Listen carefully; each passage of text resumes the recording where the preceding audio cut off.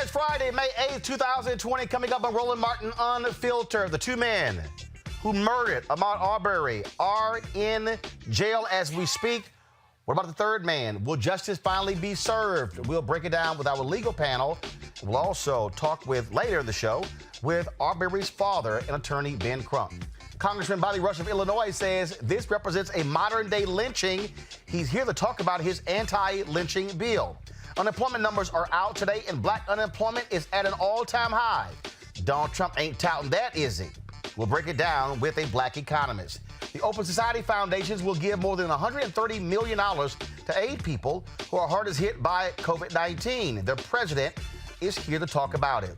Oh, I got a few words to say to Dallas salon owner Shelley Luther, who was jailed for 7 days after she violated a coronavirus-related business closure order in Dallas County in Texas. Why white folks coming to her support as if she somehow is Rosa Parks? It's time to bring the funk on Roland Martin Unfiltered. Let's go. He's got it. Whatever the biz, he's on it. Whatever it is, he's got the scoop, the fact, the find. And when it breaks, he's right on time and it's rolling. Best believe he's knowing. Putting it down from sports to news to politics. With entertainment just for kicks, he's rolling. It's on go, roll, y'all. It's Roland Martin, rolling with Roland now. He's funky, he's fresh, he's real, the best, you know he's Roland Martin now.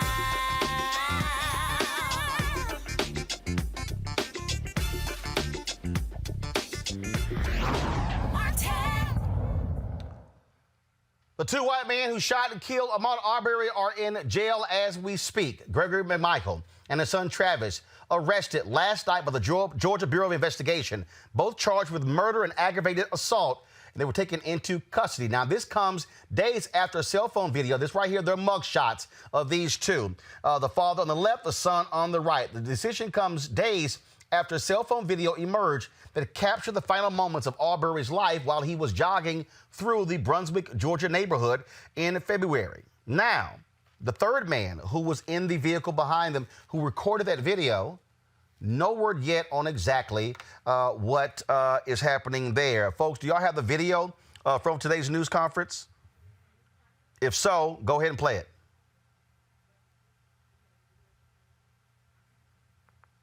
All right, let me know when we have that. So we can go ahead and play that for you. Bottom line, folks, this decision came last night. Remember, we literally, as we were going off the air last night, this decision dropped when they sent out a tweet, the Georgia Bureau of Investigation, at 8:02 p.m., stating that these two were under arrest. Now, the crazy thing is that these other DAs had all of this time to actually arrest them, but they chose not to. The first DA recused herself. The second DA recused himself only after pressure, but he had already determined that they were not going to that they wouldn't even arrest those two. And so folks have been protesting. Folks have been saying that this was grossly unfair.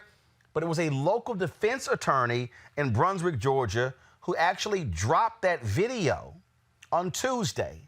That's what got everything moving. The next day, the DA says he was going to take it to the grand jury. Wasn't good enough. Folks called on the governor, Brian Kemp, to have the GBI get involved. Then they actually got involved. That's actually what happened. In a moment, I'm going to pull up the video from today's news conference. First, let me bring up my panel right now. A. Scott Bolden, former chair, National Bar Association Political Action Committee. Robert Patillo, executive director of the Rainbow Push Coalition Peachtree Street Project, and we'll be joined in a second with criminal defense attorney Yodit Tewelde. I want to start with you, Robert. You're there in Georgia. Again, it was pressure by the public that made this happen, and it was the Georgia Bureau of Investigation who chose to stand up and do something and not wait for the grand jury like the local DA. And let's understand that this is par for the course in Georgia. For people who remember back to 2003, we had a very similar case in Columbus, Georgia, of Kenneth Walker, where a young African-American male was shot unarmed in the back of the head by police, and the grand jury declined to indict it.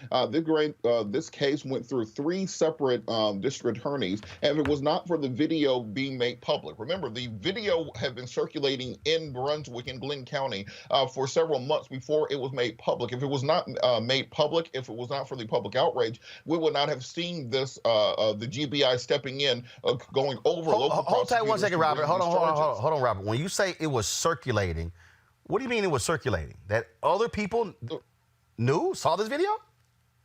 That is the understanding, that other people had seen this video once it was sent to the attorney. Other people saw it before it was released publicly.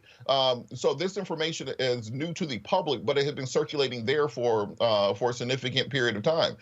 In addition to this, we have to understand that the way that Georgia laws are structured, and we remember we filed a lawsuit on this with Rainbow Push back in 2013. The way both the citizens arrest, for lack of a better word, statutes are structured, and the stand your ground law, the same law that was in question in the Trayvon Martin shooting, are structured. They give people nearly a plenary power to claim self-defense, even if they're outside of their home, even if they have no duty to retreat, and it ends up being the word of the person who is alive versus the word of the person who is dead, absent additional witnesses or absent video. So what has to happen is we have to change these laws. These laws are on the books not just in Georgia, but in 26 other states. And if you do not have the fortune of somebody videotaping it, or another member of the posse who is hunting you down to make a video of your execution, then often there is no independent way for an indictment to happen or a conviction to happen.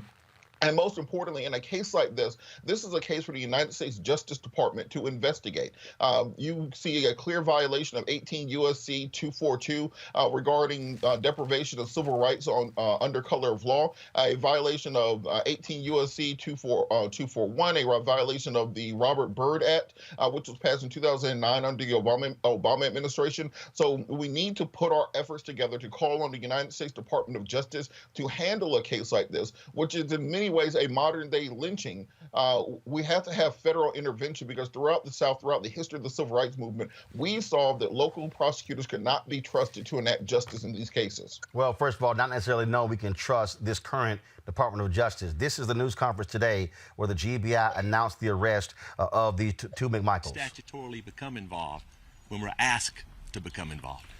And we don't work off of a timeline. In a perfect world, would we prefer to have been asked to become involved in February? Of course. But sometimes it isn't a perfect world. So we have to deal with the situation as it's placed in front of us. Yes, sir. Director, when you say you're going to continue investigating, will that expand to the Glenn County Police Department and also the DA's office? It will only expand to what's relevant to this murder investigation. We've been asked to conduct a murder investigation. That's what we're conducting. Yes. Director, you said Ahmaud's mother has said that the original story she was told by Glenn County Police was that her son was seen in an act of burglary, and that the homeowner was the one that confronted him and shot him. That's not the case. You can see that from the video. Are you looking into Glenn County investigators and their investigation, and whether or not they were presenting the accurate information to the parents, and whether or not they were doing a thorough investigation? The only way I can answer that is to tell you that anything that's relevant to the murder investigation we're doing, we will look at. If it's relevant to the murder investigation, which is what we've been asked to do, and it's what we're doing, then we'll look at it. If it isn't relevant to that issue, then we won't. Director, are you concerned that you became involved? Are you concerned that you became involved in the case so late and that it took more than 10 weeks for an arrest to be made? Are you frustrated by the delay, the 10-week delay in when this happened and when an arrest was made? Well, again, I'll preface it by saying what I said a moment ago.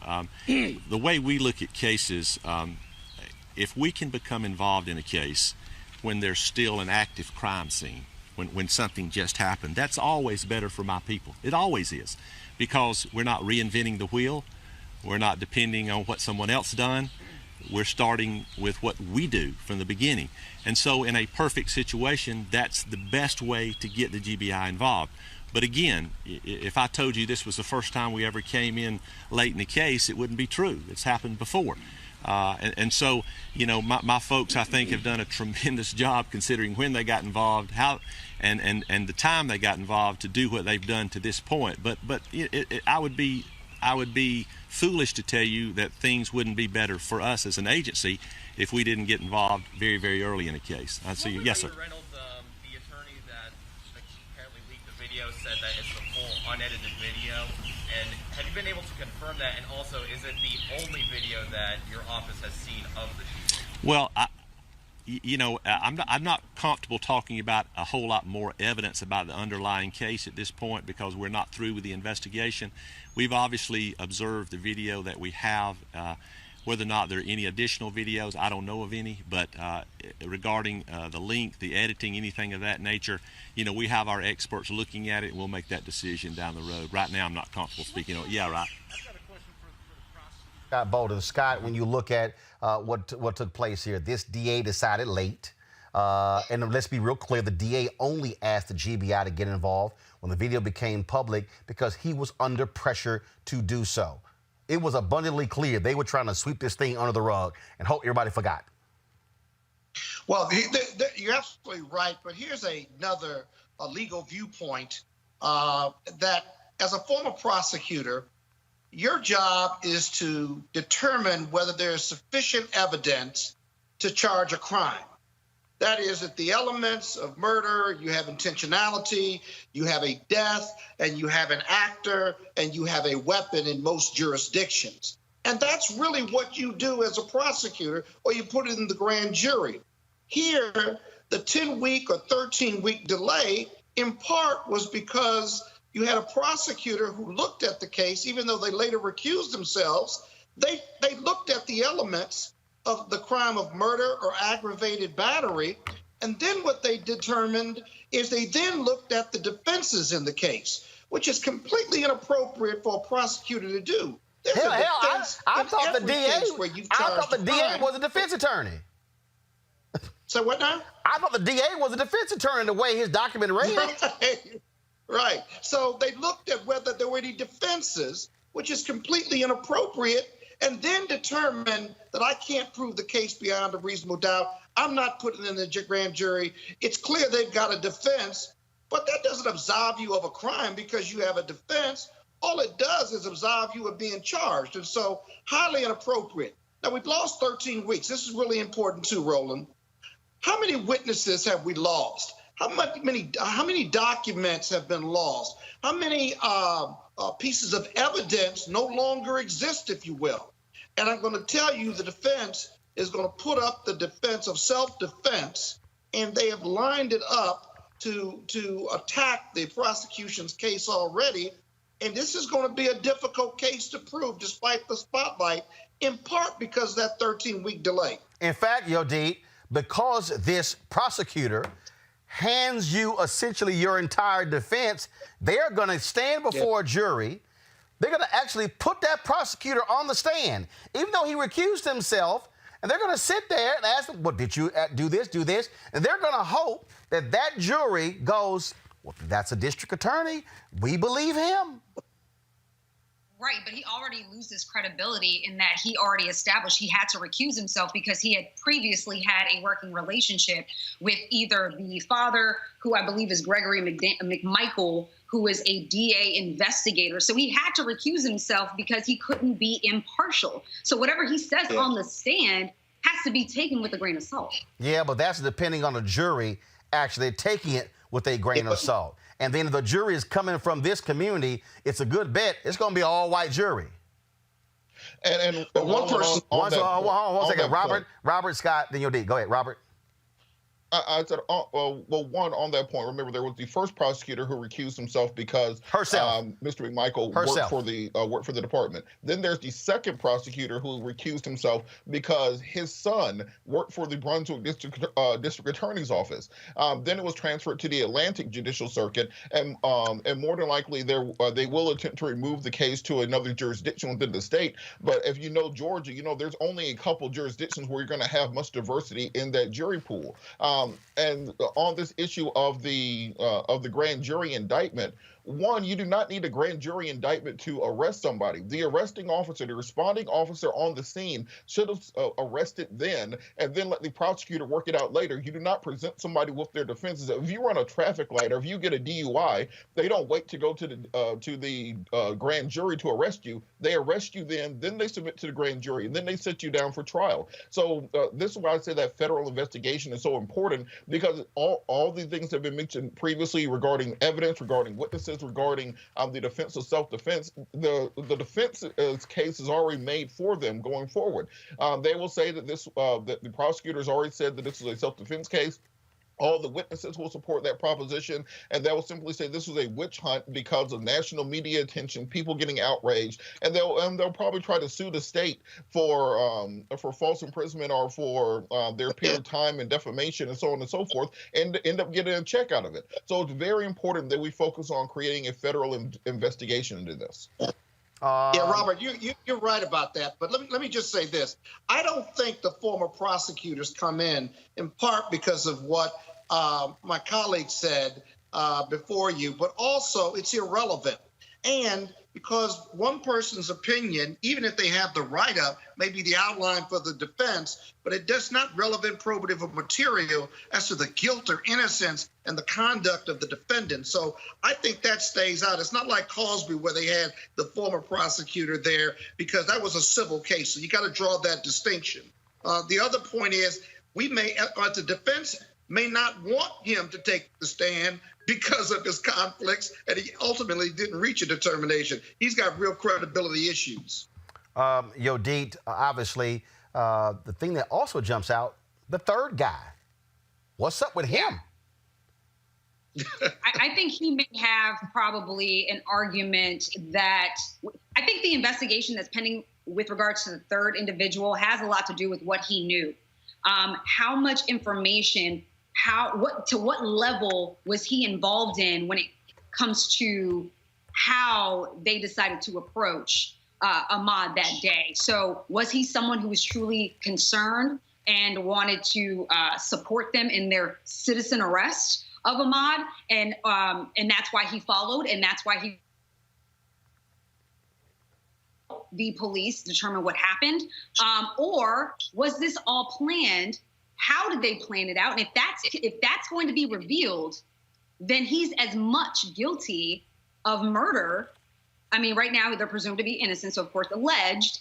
I'm the lawyer, I've got to say that. But if it is revealed through this investigation that he was there from the start in planning how they were going to hunt Ahmaud down, then he should be arrested really soon and for the same charges. I want to bring in, hold on, Scott. I want to bring in Congressman Bobby Rush into this because he has said that, look, this is a lynching.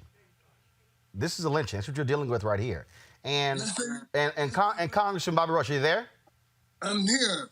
Here, Congressman, here's what jumps out. First of all, the third man who's yet to be arrested, we know that he was assisting them in the pursuit. Based upon previous information, that they actually chased him. They blocked him in. So what happened was Arbery then ran in the other direction. They sped in front of him, waited for him. So this guy was a participant in blocking him in. He was a participant in what led to Arbery's death. Right, absolutely. And it's clear to me and to everybody else that has eyes to see that this was indeed the latest example of a lynching here in America, KKKA, America. This was nothing but a lynching clear on its face, and it's about time that we pass a federal law against lynching, which does not exist at this time. We passed my bill, the Immaterial Anti-Lynching Act. We passed it out of the House of Representatives, and it's sitting in the Senate. And because there's one senator there who will not allow this bill to be voted on, be brought to the floor. Okay, so now help me out, because the House bill passed. Well, didn't the Senate bill pass last year? Overwhelmingly, unanimously. But did the Senate bill pass last year? No, the Senate bill did not pass last year. No, it's just the House bill. And it's sitting in the Senate right now. If the Senate passed, then it'll go to the president's desk to be signed into law. So as we today, Arbery is not, his death is not considered a federal crime under any anti-lynching. And this was clearly, you know as well as I, this was clearly a lynching. Nothing else but a lynching. And it's about time that this nation, that the citizens of this nation, African Americans and others, are protected from lynching here in America. I want to go to Scott Bolden. Scotty, do you believe, Scott, that looking at what happened here, would you, and people have used that phrase, that this was indeed a modern-day lynching. Would you agree? Based on the video, yes. What always scares me about these cases is what the Georgia Bureau of Investigation has that we do not know about, because this gentleman was just jogging. We don't know what happened before or after, but based on the video, these were some good old boys out on a hunt, and they just didn't have a tree, they didn't have a rope, but they had shotguns. It's interesting, too, that unlike many of us, the victim here ran towards the shooter and struggled with him over the gun. My gut is that he was blocked in, as you said, still didn't have a way out, and had no choice. He was either going to fight or flight, and they gave him no choice but to start to fight. But think about this comparative. Even the police could not have legally done this under color of law. Under Tennessee v. Garner, which is a Supreme Court case, it is illegal for the police to shoot nonviolent fleeing felons, even if they haven't made an arrest yet. This was a nonviolent individual running, jogging. He had no burglar tools on him. He had no assets that could have been taken. The house he allegedly was in, at worst, he was a trespasser, not a burglar, because they didn't take anything because the house was under construction. And the defense or the defendants say he looked like a suspect. There was only one burglary in 60 days in that neighborhood. And did they see him before? There are a lot of open questions here for the defense to have to connect the dots. But the prosecution has to be methodical. They got to be fair. And they have to go about this in a workmanlike manner, because they've got to take away the noise and just prosecute the case like it's any other case, even though it's going to be extraordinary for the rest of America to look at and watch. And if he had been white, he would not have been killed. He was killed because he was a black man in America, and the old sport, the centuries-old sport of lynching black men in America is still alive today. Yo, D, go ahead. I mean, Roland, they went and got guns. They didn't just Let me just first say that if guns. this was an officer instead of just ordinary citizens, this would be an illegal stop, an illegal arrest, an illegal killing. Bottom line. Exactly. But with regards to the prosecution, when Scott was talking about them being methodical, they need a special prosecutor in this case. They need somebody who has fresh eyes, who's not coming from that Glenn County DA's office, because we're on the third prosecutor here. So that it's really important, especially for the family. If I were the family, I would not feel comfortable in handing this case over to any prosecutors coming from that office. That's my second point. And third, someone close to the case informed me that there should be a New York Times article that's going to be coming out with regards to information regarding Gregory McMichael, who used to be he essentially investigated a probation violation by Ahmaud Arbery. Yeah, actually, the information has already come out that that was this previous relationship, and that McMichael says, "Oh, I recognize him."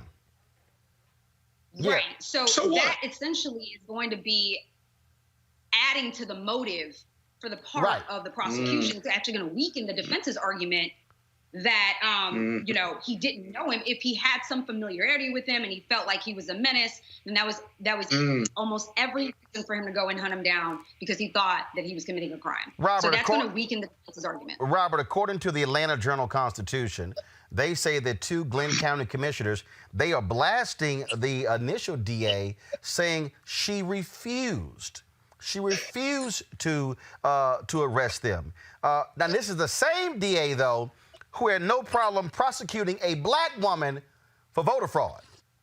But she refused to arrest two white guys who shot and killed this black man. Robert, speak to that, and also, what are the rules in Georgia when it comes to special prosecutors? Well, you know, any Superior Court judge can demand that a special prosecutor be appointed. And I think beyond simply the appointment of a special prosecutor to prosecute the case in that jurisdiction, that the case should be removed to another area of the state. I would recommend DeKalb County with Sherry Boston as district attorney, one of the best DA's offices in the state, to prosecute the case, because then that way you get away from the local biases. You get away from the local media cycle. You can get a jury pool that's not from that same community. You can look at this with a fresh set of eyes and look at the evidence in an unbiased manner. And back to the evidentiary points that Scott brought up.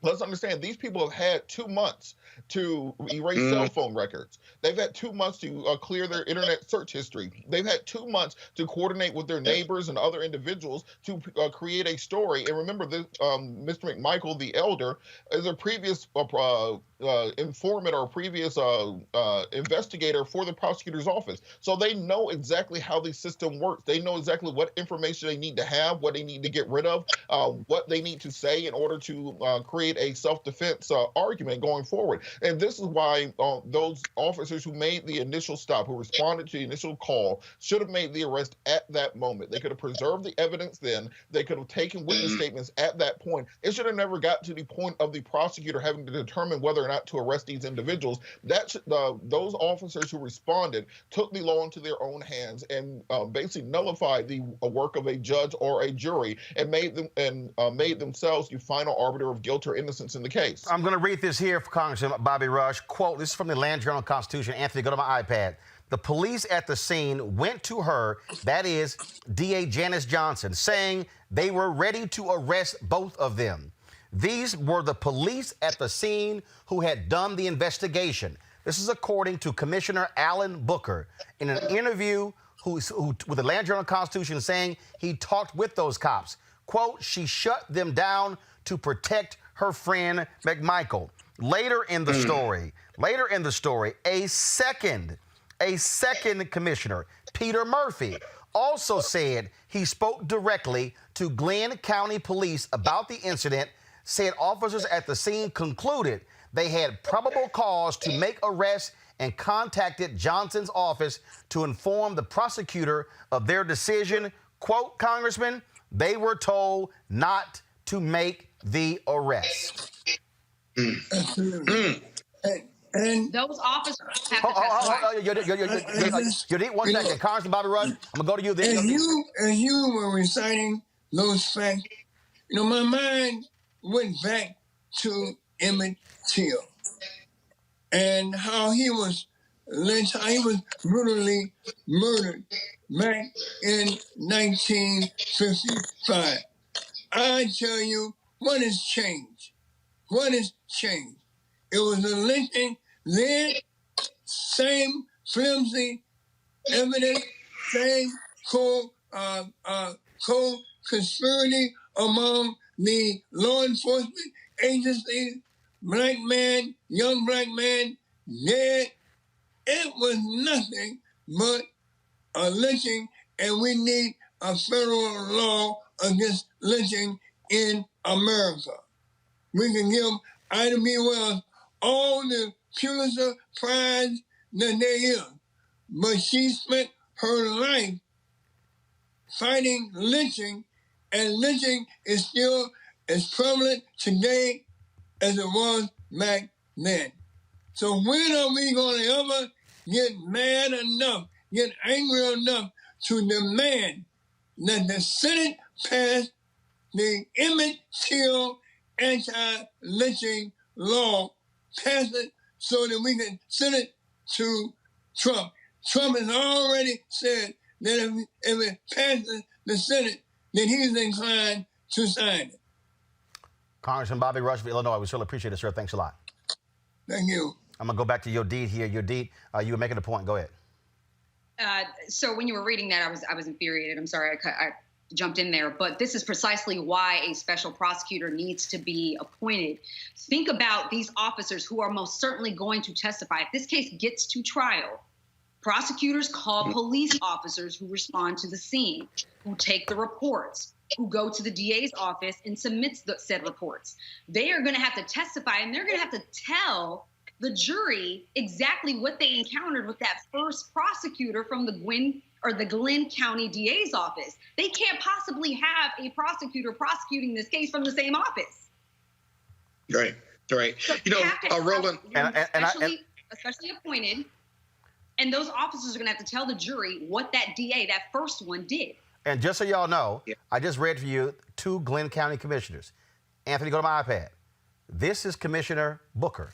This photo right here, this is Commissioner Alan Booker of District 5. The other, Peter Murphy, he's white. This commissioner has said that those local cops wanted to arrest these 2, but the DA told them no. Bottom line here, Scott, Robert, and Yodit, what we are seeing here is no doubt the first DA trying to protect and cover up.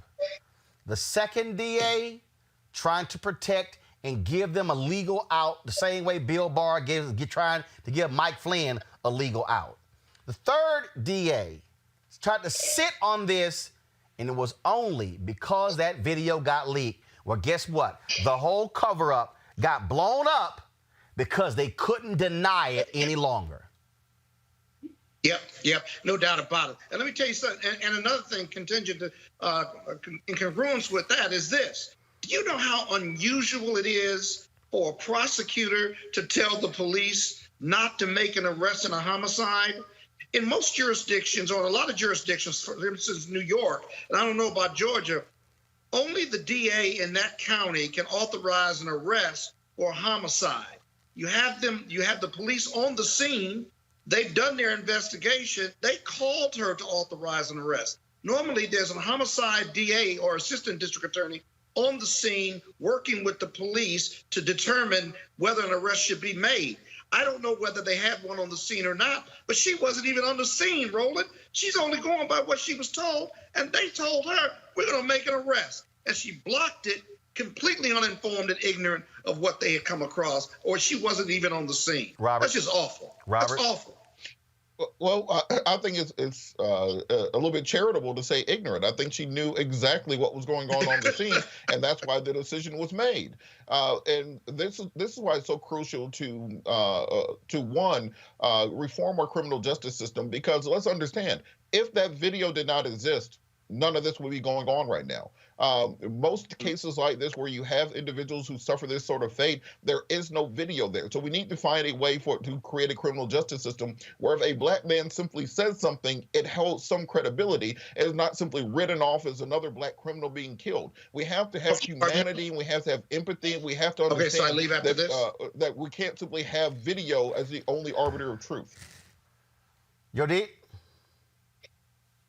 I'm just glad this video came out, and it's the irony of it being released by an attorney who obviously spoke with the third individual who's still being investigated is the icing on the cake. But I'm so glad that it did come out. Like I said, it is imperative that a special prosecutor look at this. That office is tainted, and from what I know, and I don't practice in Georgia, but a lot of the attorneys that I do know do, and they have told me that that county has been riddled with corruption, judges, lawyers, prosecutors. So they have a reputation, and there is no way that this family is going to get justice if a prosecutor from that office takes the lead on this case. Well, we certainly will see what happens with that. In the next hour, we will talk with the father of Ahmaud Arbery, as well as attorney Ben Crump. And so we certainly thank the three of you. So Scott, Robert, Yodeep, thanks very much. Thanks, Robert. Thank you. All right, folks. So guys, go to my iPad, please. If you go to the hashtag #RunWithMaud, people all over social media were posting videos and photos of them today running with Maud. You see the hashtag #RunWithMaud, and folks were again either running indoors, some were running outdoors. All up today a matter of showing their respect in alignment with the family as a result of what took place. The family said, as you heard yesterday, the mother who's on our show, she talked about how he loved to run, he loved to jog, was a high school football player, and so this is what folks were doing. What I want to sit here and do, Omari Hardwick was one of the folks who actually posted a video tied to this. Guys, go ahead and play this. Unarmed Arbery. It's for you, bro. Young, beautiful. Black boy wonder. I was trying to be dutiful. Add to your journey a little bit of my thunder. What God has made, even the most racist cannot drive us under. You are still alive to me, you beautiful young brother. Woo! I did 10 miles for you, baby. For your mama. For your siblings, cousins, father, grandfather, grandmother, aunts, uncles, mentors, and any other. This is O. Eternally your brother. Peace. Again, so many people all across the country have been touched by this particular story. Like I said, in the next hour, we will talk with the father of Ahmaud Arbery and his attorney, Ben Crump, to get their reaction to the news of this arrest. Got to go to a break. When we come back, we're going to talk black unemployment numbers skyrocketing as a result of coronavirus.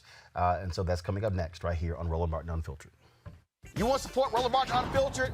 Be sure to join our Bring the Funk fan club. Every dollar that you give to us supports our daily digital show. There's only one daily digital show out here that keeps it black and keep it real as Roland Martin Unfiltered. Support the Roland Martin Unfiltered daily digital show by going to RolandMartinUnfiltered.com. Our goal is to get 20,000 of our fans contributing $50 each for the whole year. You can make this possible. RolandMartinUnfiltered.com.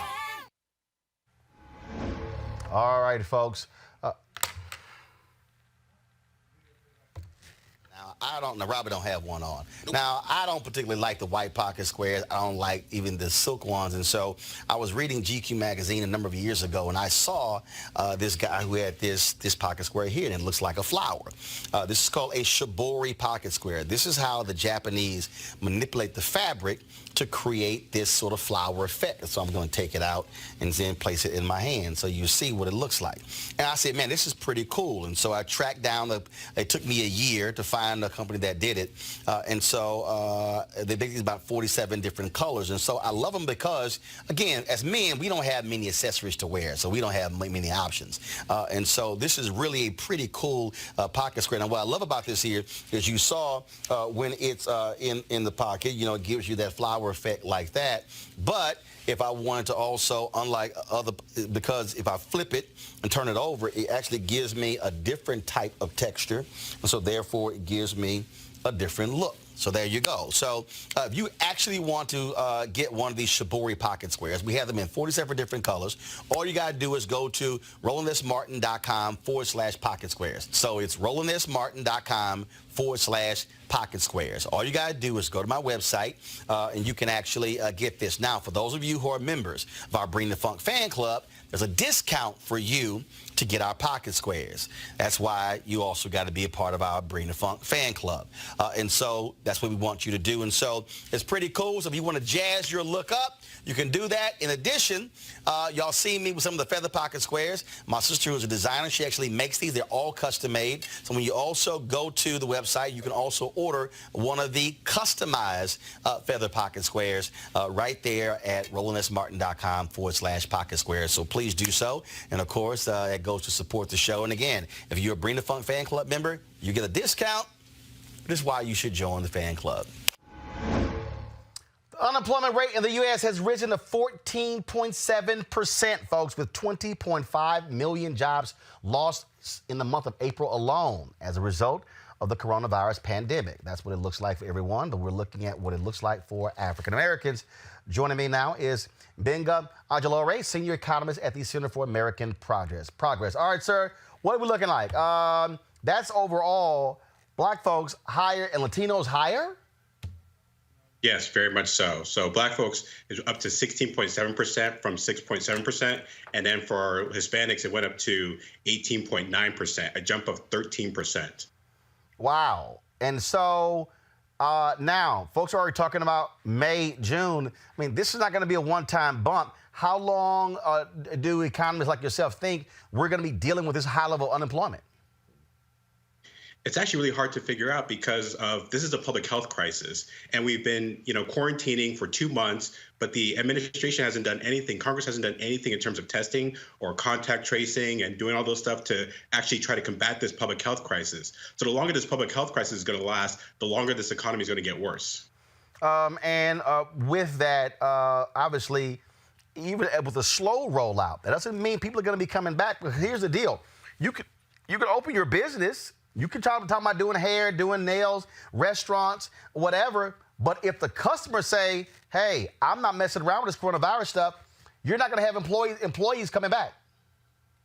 Exactly. And one of the kind of sad things about this is that people are actually being forced back to work because a lot of these states, Georgia, a lot of these southern states, they put people back because they want to get people off of unemployment insurance. Because if you open up the economy and then you say you have to go back to work and you don't go back to work, then you become ineligible for unemployment insurance. And people are worried, rightfully so, of going back to work and catching this coronavirus because we aren't tackling this public health crisis. And on that particular point right there, when you talk about, because again, if you have to make an economic decision, it's real simple. If I know I'm getting this in unemployment, but then if I go back, but then they cut my hours and cut it way back down, no, economically, it makes sense for me to stay on unemployment.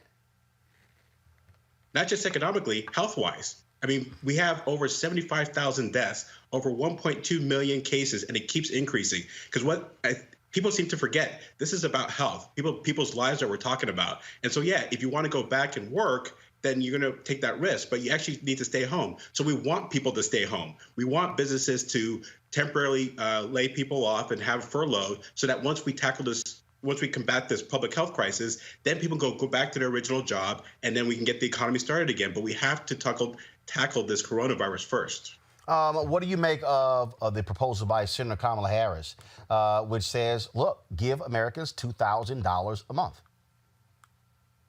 That's a very important plan because we had that $1,200, but we know that not going to last. Even in small cities, that's not going to last a long time. We have people who are losing their jobs, but they still have to pay rent. They still have to pay their bills. There's not enough places are doing moratoriums on that. And so people are going to need this money for as long as this thing's going to last because we're talking about 14.7%.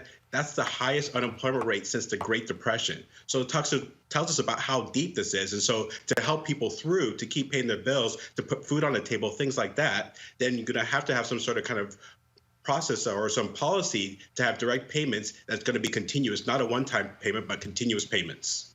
But I don't necessarily think we have a Congress that actually has those guts, even though you have some Republicans like the senator out of Missouri who's been making that particular point, who also has been saying you should be giving direct payments to people, yes, especially businesses. Exactly, because this is a thing where we have to think bigger, we have to think broader. We have to help both businesses and individuals, especially small businesses, to actually keep this going. So the thing to do to solve this public health crisis is to stay at home, social distance. But to do that, we have to make sure that the businesses are able to, especially the small businesses, make them able to continue, and then have individuals be able to stay at home, stay safe, stay healthy. And then once we tackle this crisis, then everyone can come back. But to do that, businesses have to stay afloat and individuals have to stay afloat. And that's why we need all this kind of packages and policies to promote this. All right, Benjamin Argelore with the Center for American Progress. We appreciate it. Thanks a bunch. Thank you very much. All right, folks, want to bring in my panel for today. Bring back Robert Patillo, Dr. Nyambe Carter, Howard University Department of Political Science, and then we'll soon be joined by Derek Holley, of course, president of Reaching America and political analyst as well. Dr. Carter, I'm going to start with you. Looking at these numbers, look, these are real, and bottom line is this here. Business owners are unsure. Folks are saying, wait a minute. In fact, I know there's a woman who I know, she has a business, a spa business, and the mall said, y'all got to reopen. She said, my customers are not ready to come back, and so she turned in her, gave her money for that particular month, and said, I'm out of this lease in 30 days. So business owners are saying, it doesn't make sense economically for me to open up. I'm bringing employees back on the payroll. I'm having to pay them if I don't have any customers. Well, absolutely, Roland. I mean, and what is the point of opening your business if you're going to kill your customer base? I mean, quite frankly, this is reckless and it's dangerous. And I think when we're talking about the health effects, we have to also know that our communities are at particular risk. So this kind of stuff is going to be, we have to think more critically about this. It's more than just the money that we are losing as business owners and as communities. It's also about the ill health effects. And when you look at African American communities, we're usually the folks on the front line. We're a lot of the folks in service economy and other things where we're actually in more frequent, more intimate contact with people. I mean, I have members of my family who are hairdressers, right? They're not working either, but to go to work right now is going to put themselves at risk and also the families that they have to go home to. So I think it's a short-sighted strategy, as Banga was just mentioning earlier, to sort of say, we have to open up, and we still have a health crisis that we are nowhere near having under control. Let's go to Derek Holley. Derek, what do you, again, make of what the heck is going on here? We're dealing with an economic calamity, the significant amount of money that has gone towards folks, big business, but if you don't deal with businesses and you don't deal with this, these unemployment numbers are real. And you're talking about, 14, 16, 18% for folks over the next 2, 3, 4, 5 months. Oh, it's going to be hell to pay for any politician come November. I would agree with that, Roland. And I think Congress right now, we're definitely going to have to put forth another stimulus package. And I think the House, they need to get back to work and come up with some type of solution for these people who are struggling right now. I think right now, a lot of these small businesses are in jeopardy of not even coming back. A lot of these jobs are in jeopardy of not coming back. And I think until we figure out what's going to happen right now, I think the government needs to step in with a stronger stimulus package to help out the small businesses and the people who are employed by these small businesses. Robert? Well, I think the biggest thing we have to look at is the fact that our economy has been operating in a emergency posture for over a decade. What happened during the Great Recession is we did massive amounts of economic stimulus to the economy as opposed to the austerity measures which were taken by European governments in order to lift us out of that recession, to flatten out that economic curve, and then to stimulate spending and recovery. That is that graph you see of the Obama administration of unemployment coming down year over year, and then continuation of that through the Trump years. The problem, however, was that just like if you are running your car on high, you run out of gas eventually. And then when something actually happens, you need to speed up, you've already burned all that out. So since we've already pulled all the economic levers, because we had the $1.5 trillion tax cut last year, because we had the $1.3 trillion spending bill, $700 million in military spending, we are already stimulus to the gills, and that puts us into the position of falling into an inflationary curve through more spending. So our Congress has to come up with with some actual stimulus ideas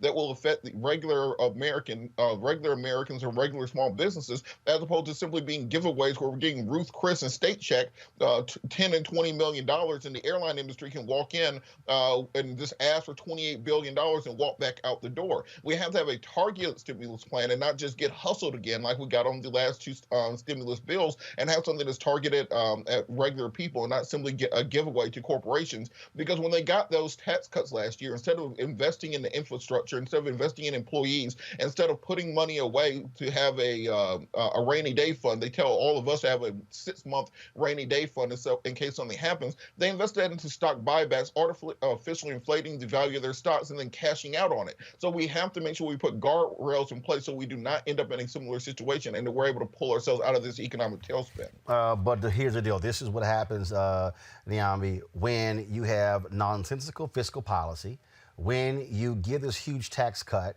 when your deficit was already still high because you were trying to reward your rich Republican donors. And this is one of the reasons why you don't do that. Well, absolutely. I mean, I think everybody who was thinking about that tax cut at the time, people were screaming from the rafters that this is going to actually not do much for regular people, and they did it anyway. But you have to also remember, this is a government, this is an administration, this is a Congress in many cases that doesn't think much of regular people. Right. Their thing is that corporations will take care of it all. And we know that's exactly not what corporations do. And in fact, that's the job of the government. But we have a government that is intent on shirking its responsibilities to its citizens. And that's fiscally, that's in terms of health policy and every other way. And so these are the kinds of outcomes we can get. The answer to every question is always, well, the corporations need to be saved. I mean, and it's not unique just to this administration. I mean, we've seen it before with the banks that were too big to fail. We see this time and again, and it's the American people that have to bear the brunt of this and have to pay the cost of it over the longer term. All right, folks, speaking of that, the Open Societies Foundation announced that it will give more than $130 million to combat the ravages of COVID-19 around the globe, with a focus on providing immediate relief for vulnerable communities and pushing back against government encroachment on political freedoms. Joining us right now is Patrick Gaspard, who is, okay, so y'all let me know when Patrick is there. He should have been there. Okay, well, don't tell me he's there, but he's not ready. Saying he's there means he's ready. All right. So let me know when Patrick is ready to go. All right. And so I do want to ask my panelists here. So yesterday I talked about the Maryland HBCU story where Governor Larry Hogan vetoed the $577 million. But here's what's interesting. He talked about he vetoed these things because of the fiscal situation in Maryland due to coronavirus. Yet he approved the more than $400 million to rebuild Pimlico Racetrack. So, Derek, I'm trying to understand. So, a 13-year lawsuit over here to fund HBCUs, unanimously passed by the Maryland Senate. Only 2 people voted against it in the Maryland House. $577 million. Hogan says, we ain't got money for that. We just don't have money for it. Oh, but we got $424 million to rebuild a racetrack in Baltimore. Horses over HBCUs. Yes, indeed. And so the thing is, I'm a Maryland resident. And Roland, I was on your show a couple of months ago when Governor Hogan only proposed to give $200 million to these HBCUs. And so, you know, they fought this and came back and they agreed to this 577. I've never been a fan of Hogan. I think he's full of it. And so I think this right here just goes, without a doubt, shows how much and where his priorities are. He's putting this, as you said, horse racing in front of education and Black students. And there's no excuse for it. And I think, again, when we talked about this months ago, Roland, we talked about the public outrage and how there needs to be protests. Well, we can't protest physically, but we can certainly do what we did for what happened with this shooting and make our voices be heard. Well, actually, and hopefully he can change his whole perspective on this. Here's the deal, Robert. We had a rally that took place several months ago, served that particular purpose. Look, it was only 2 people voted. 120 people voted for it in the House. 2 voted against. Unanimous in the Senate. The votes are there to override. Now they simply have to do it. And I think that has to be the clarion call of the people. It's interesting the value judgment we make as a society when it comes to money. We never, for some reason, run out of money for corporate bailouts. We never run out of money for aircraft carriers or for Space Force or anything along those lines. But when it comes to feeding a hungry child or to educating our population, suddenly we just ran out of money at the last minute. We just ain't got money for it. And what it comes down to is the influence of people over lobbyists in politics. Lobbyists have more influence than people do right now. But what we've seen through many of these anti-lockdown protests nationwide is that people can take that power back. Follow the lead of some of these Tea Party folks. Follow the lead of some of these anti-lockdown people. If they can overcome math, science, and nature in 2 weeks to get the country open back up for them, then we might have to be doing some of the same things to make sure we get the funding for the things we need. How utterly laughable, Dr. Carter. Oh, we got no money for the funders HBCU settlement, but we got money for a racetrack. Of course, but that's, again, about values. You pay for what you think is important.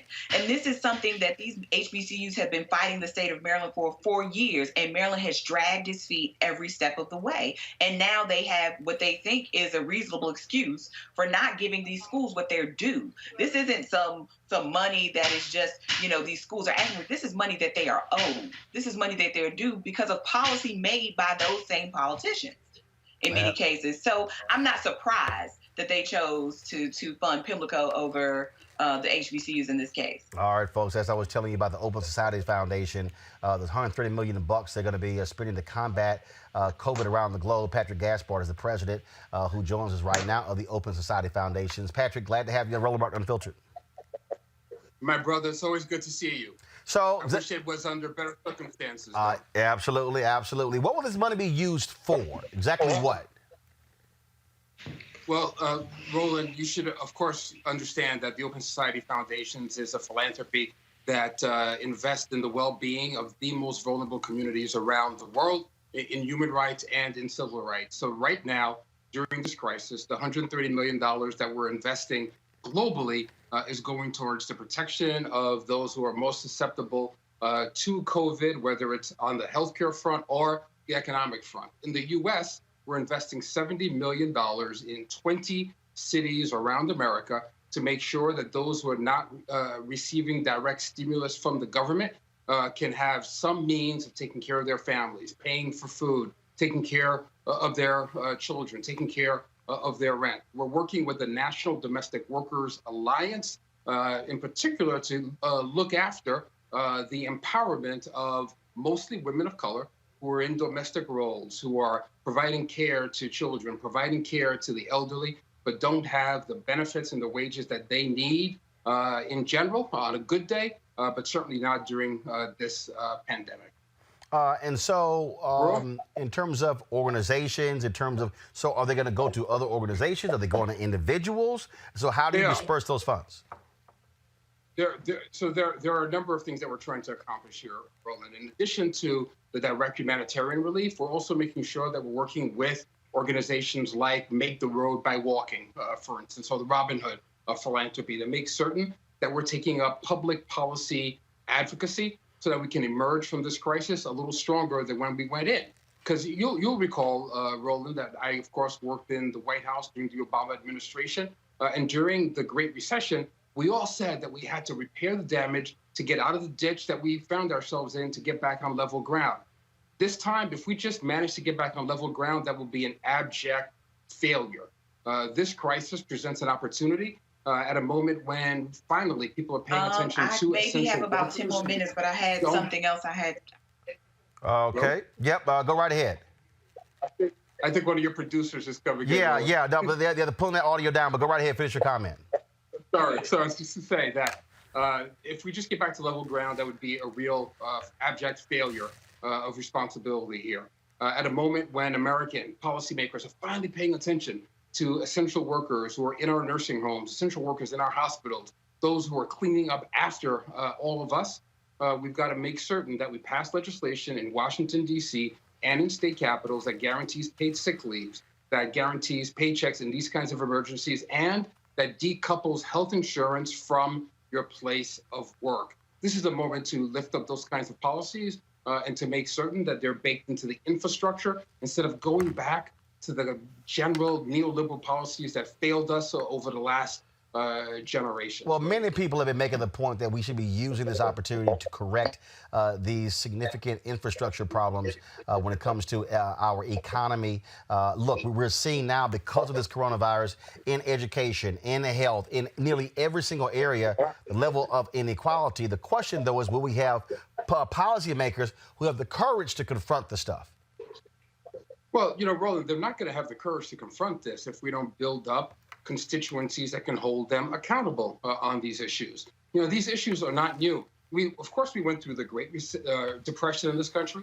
We've gone through the Great Recession, but this moment is the Great Reveal. All of the inequalities that we're seeing in healthcare delivery outcomes and in economic outcomes that, of course, are really coming down hard on Black and brown communities. These are not new phenomena. These are not revelations for us. They're compounded by this moment, but they're really exposed by this moment as well. I want to commend senators like Elizabeth Warren, who've come out with an Essential Workers Bill of Rights, Congress members like Pramila Jayapal, who's come up with payment protection measures in Congress.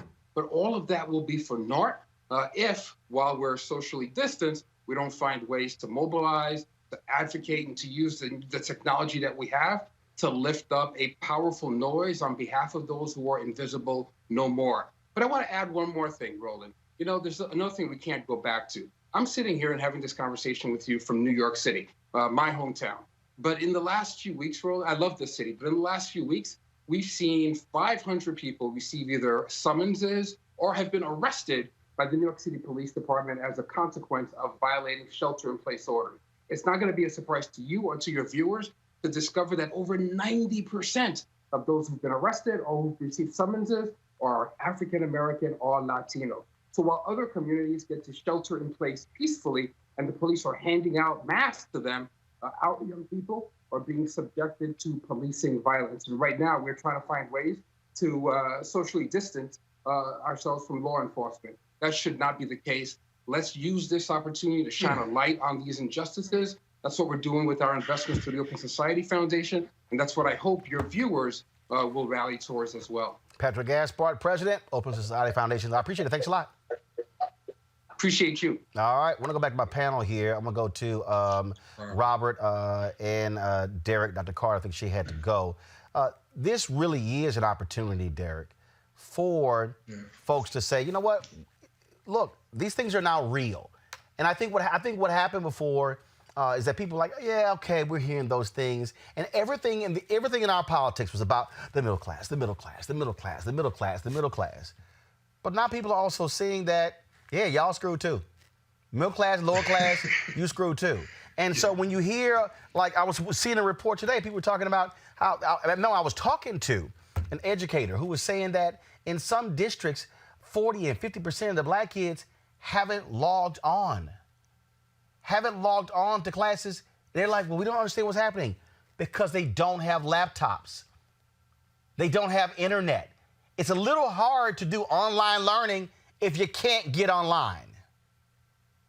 Not only that, Roland, they tell these kids go find a quiet place to study.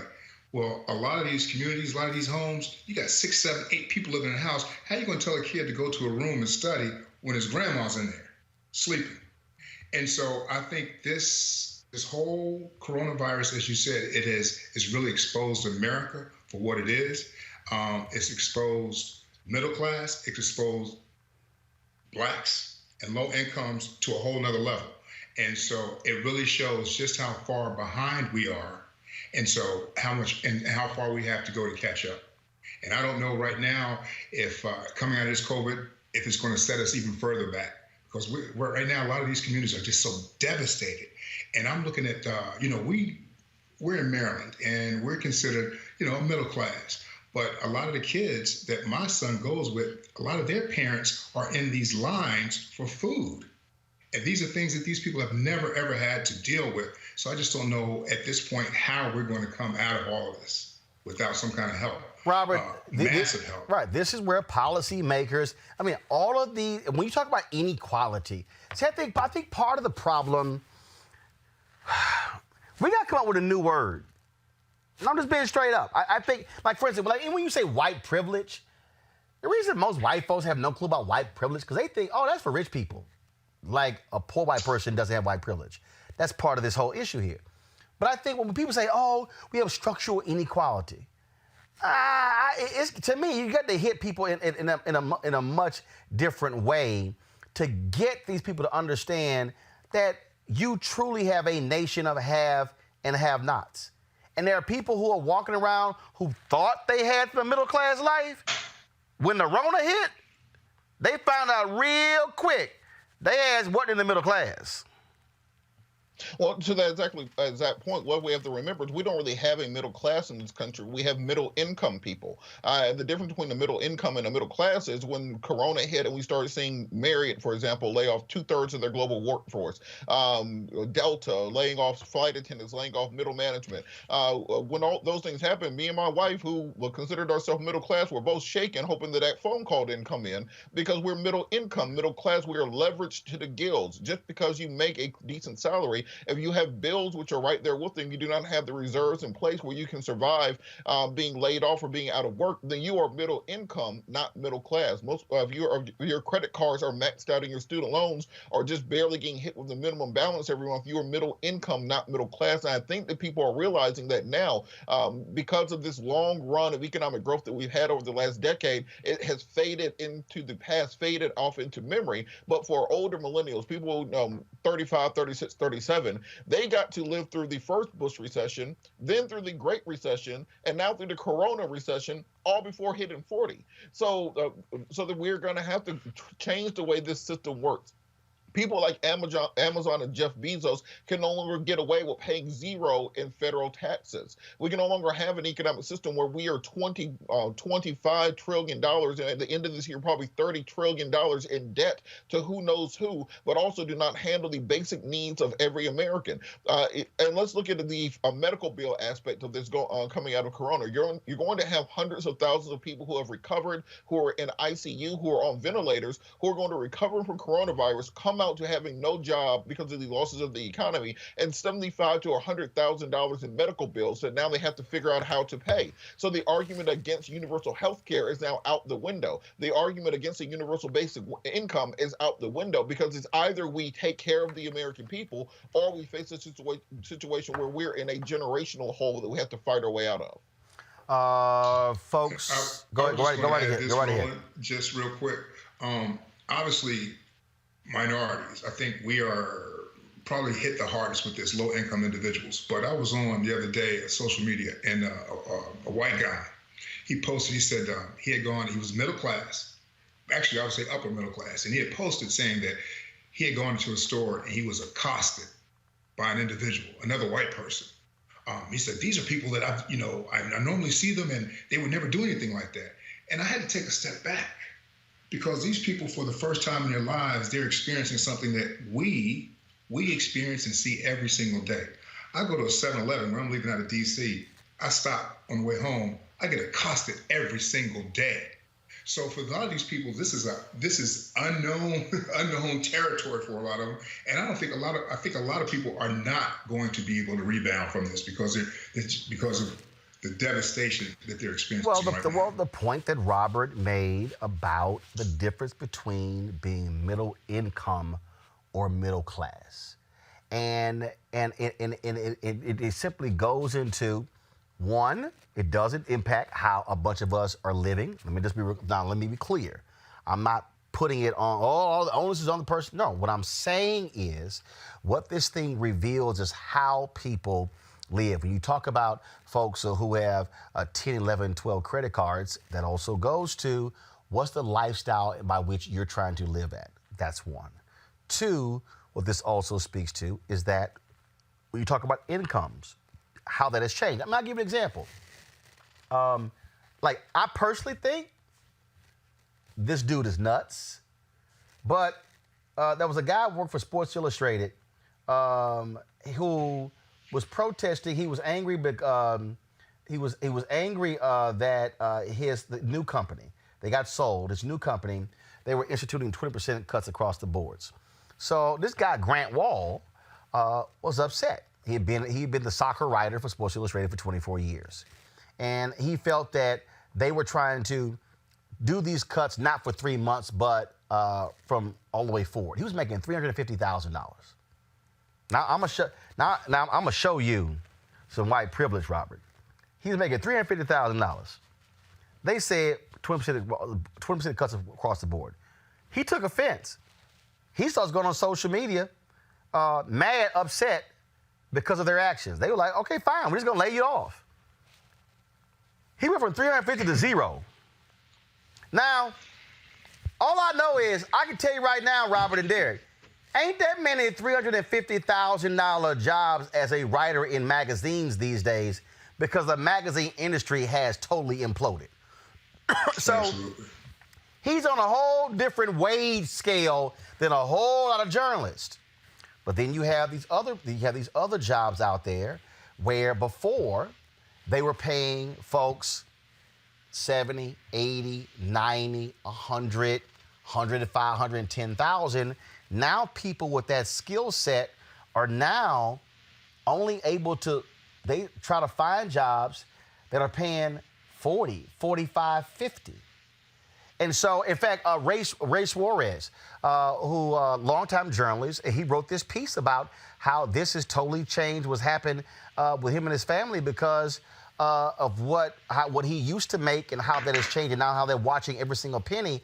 I mean, and the point I keep making also, this is not going to all of a sudden turn around like Trump keeps saying, oh, it's going to bounce back.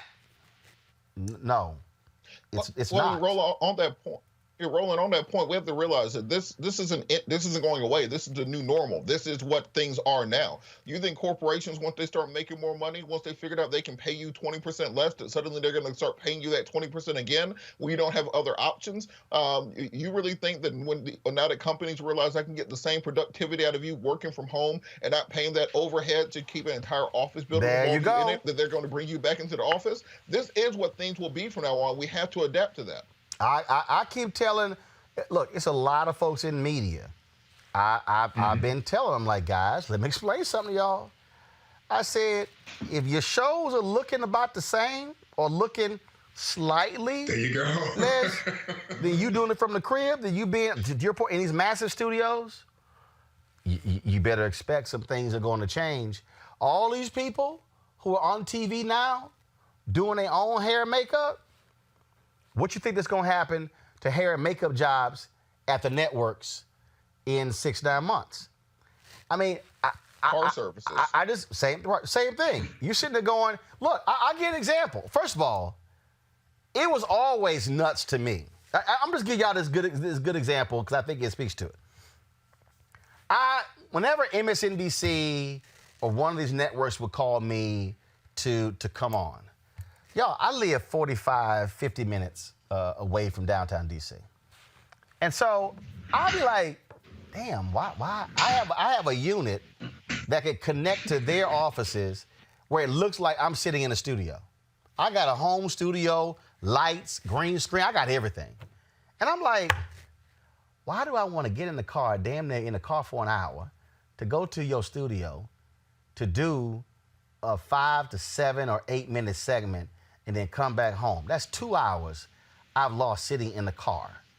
Y'all are spending $250 or whatever the number is for a car service. Multiply that by 100 or 200 in a week. I'm like, Yes, indeed. If you get your Skype working, we fine. And I'm telling you, I need people to understand what's about to happen. Because here's the other thing. And I was reading this one story. If you work at a restaurant with a buffet, that's gone. Yes, indeed. There's one chain. I saw this story. There's one chain. Well, I forgot the name of the restaurant. They shut down for good because they know we ain't reopening because coronavirus has destroyed buffets. Yeah. And That look, could be a good thing on for all that those is that overweight saying, no, what people need to be doing is taking this time right now, taking this. Hold on, Derek, 1 second. Derek, Robert, then Derek. Yeah, people have to take this quarantine and this stay at home, this shelter in place. You don't need to be sitting around watching Netflix. You have to be planning for the economy that's going to exist when we emerge. Do you really think all these people have gotten used to eating Ruth Chris at home with free delivery, or just going to go back to sitting in your restaurant? What we're seeing in the movie industry, Trolls World Tour, the first major release, released completely on digital. So now companies realize they can release the movie directly to you and cut out the cut that the theater gets. Do you think they're going to go back to that? Do you think these things are going to somehow rebound? So you have to be planning personally what you are going to do going forward to ensure that you are ahead of the curve on the new economy and not simply waiting for things to bounce back, because this is the new normal. There is no going back to what happened before Corona. Well, Derek, to that particular point, they're movie theater owners. Those exhibitors, they mad as hell at Universal. And they've already said, oh, we're not going to show any Universal movies, because Universal said we're going to start putting these movies online. And I mean, look, it's just, look, I just want our audience. I need our audience to understand what's coming. What's coming, because it's real. Derek, go ahead. I've said this many, many times to my son and to everyone. Anybody that's doing business, continues to do business the way they were pre-COVID-19, you're going to get left behind. Because right now, as Robert said, as you just stated, this is the new normal. Yep. All this social distancing, the buffets, it's over. All that. We change it. We change it. This thing is changing big time. Everything's changing. All right, y'all. Gotta go to a break. Gotta go to a break. Our American workers segment. When I come back, you were talking about white privilege. Wait till I talk about this white woman in Texas. Lost her mind, and now she's a cause celeb because she defied a legal order not to open her nail salon. That's next on Roland Martin Unfiltered.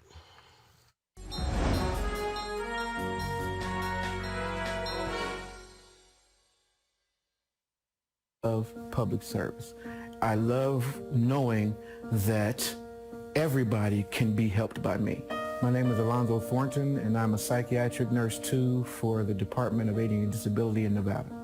We service individuals with intellectual disabilities, so we have to assist them all day, 24 hours a day.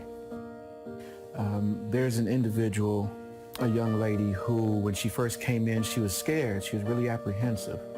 And slowly you build a relationship. Through my interactions with her, daily interactions, she yells my name out when I walk into the room. Alonzo, Alonzo! It's just a happy, joyous thing. And it just makes me, I'm giggling and I'm laughing when I leave her room. And that's one of the best feelings that I have. Alonzo is amazing with the individuals. He goes above and beyond, no matter what it is. I'm from 3 generations of Alonzo Thorntons who joined the Army. My grandfather's in World War II. I joined the Army in 1984 as a combat medic. And in the military, we had people who watched our back. It was a system where I would watch your back, you would watch mine. My union grants that security because I know my medical benefits is taken care of, my pension is taken care of. I can concentrate on caring for people.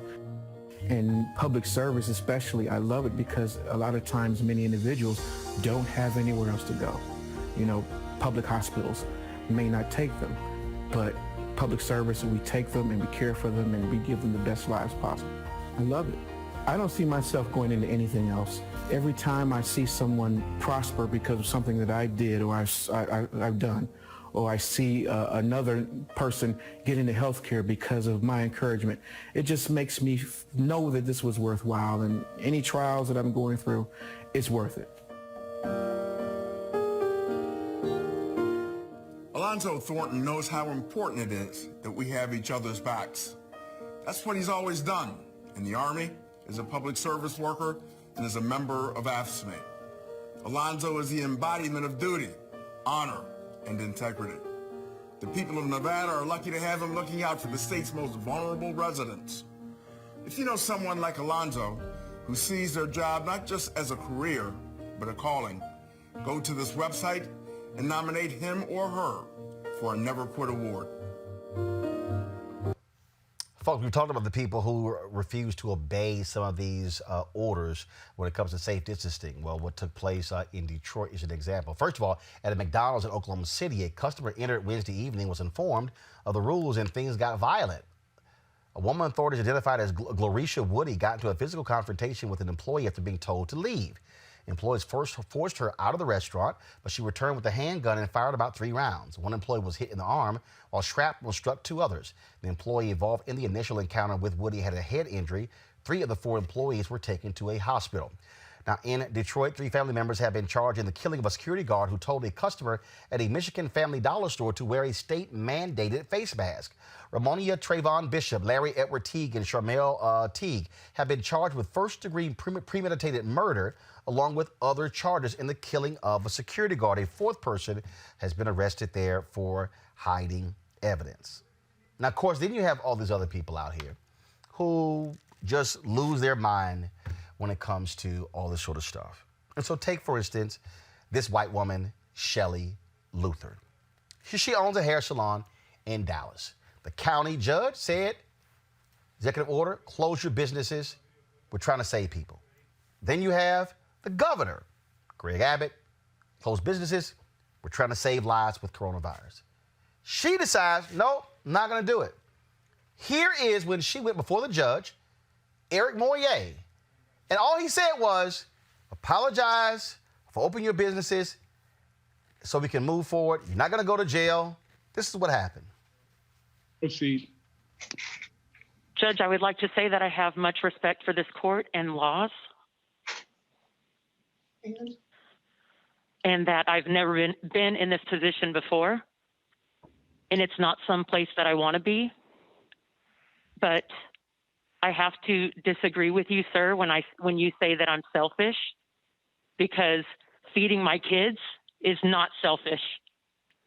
I have hairstylists that are going hungry because they'd rather feed their kids. So, sir, if you think the law is more important than kids getting fed, then please go ahead with your decision, but I am not going to shut the salon. So Eric Moyer sentenced her to 7 days in jail. All then conservative white folks lost their mind. Oh, she was right. She was just. She should defy. How dare you fire Eric Moyer? He's an Obama appointee. They went on and on and on, even though he was an Obama federal appointee, but the Republicans refused to even give him a hearing. So therefore, he was never even giving a committee vote to be a federal judge. And so he's now actually a local judge in Dallas. Just so y'all won't know that. But then all of a sudden, she opened a GoFundMe page. $500,000 they raised on her GoFundMe page, touting her. Here's Kellyanne Conway speaking from the White House about how unfair Shelley Luther is being treated.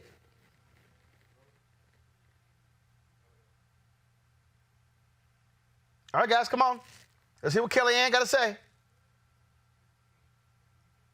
Okay, y'all get it ready. Let me know. So y'all got it now? Play it. For the random jailing of, for example, the woman who's now a household name, Shelley Luther, who I think people have raised about $500,000 last I checked, I guess for her and for others, because that just strikes people as an unfairness on top of an injustice and wrapped around inequality. I mean, here's somebody who said to the judge, no, I wouldn't apologize because I need to feed my family. We hear stories like that all across this country. As of today, 33 million Americans have filed for unemployment. And it's devastating. It is economically devastating. It is a health and a financial crisis. And that's why we're trying to manage both of those every single day. So Governor Abbott is one of the governors, said he has a plan. He presented that plan to us. He's discussed the plan with the president and members of the task force. I know that is fact, where he has said, here's what we're going to do. It's a very big state, obviously. It's had different levels of infection in different places. But the great news is that we know we have excess ventilator capacity now. We have PPE capacity. So then Governor Greg Abbott, he comes out and says that this was not what was intended. So therefore, no one in the state can arrest anybody and jail them for violating my executive order. And so here's the news conference when Shelley Luther comes out of jail to the cheering throngs of her supporters. Free! Shelley free! Shelley free! Shelley free! Shelley free!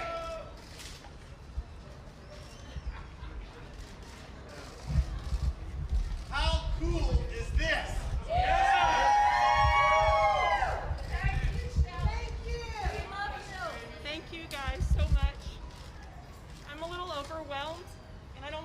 the kids, I'm okay, but I just want to thank all of you who I just barely met, and now you're all my friends. You mean so much to me, and this would have been nothing without you.